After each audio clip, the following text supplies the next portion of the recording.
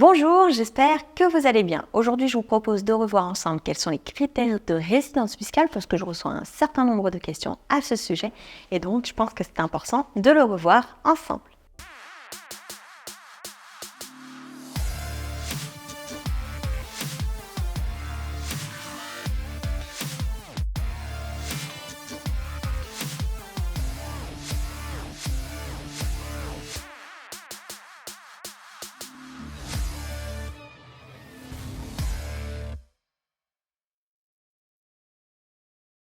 Les critères de la résidence fiscale ont changé en 2023, en tout cas au sens des Émirats, et donc c'est un peu important de regarder ça ensemble.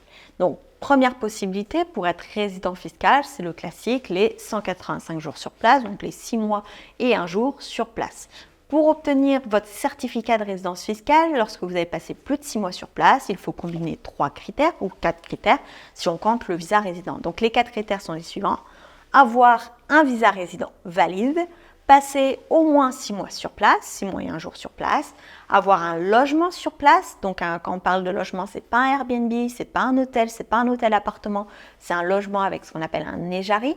L'Ejari, c'est l'enregistrement de votre domiciliation personnelle dans les systèmes de l'administration. Et enfin, avoir un compte bancaire personnel pour une durée de plus de 6 mois, donc un compte bancaire local. Donc ça, ce sont les critères classiques de la résidence fiscale aux Émirats arabes unis. Depuis mars 2023, il y a certains critères qui ont pu changer. Donc si vous êtes résident du GCC, donc de toute la partie Koweït, Arabie Saoudite, Yémen, Arabia et Émirats arabes unis, les critères ont changé. Les critères ont changé également si vous êtes une personne qui dispose d'un visa résident ici avec un endroit permanent pour vivre, avec un emploi ou un business ici aux Émirats arabes unis.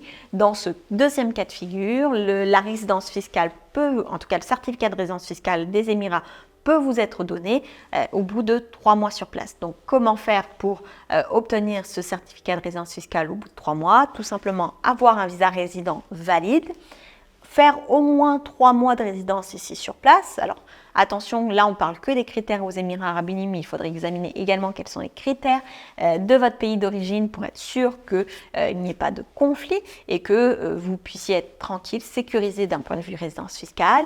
Il faudra également avoir ici une source de revenus, que ce soit un emploi ou un business ici, et un logement. Donc pareil, le logement, on parle d'un vrai logement ici aux Émirats avec un justificatif de résidence fiscale.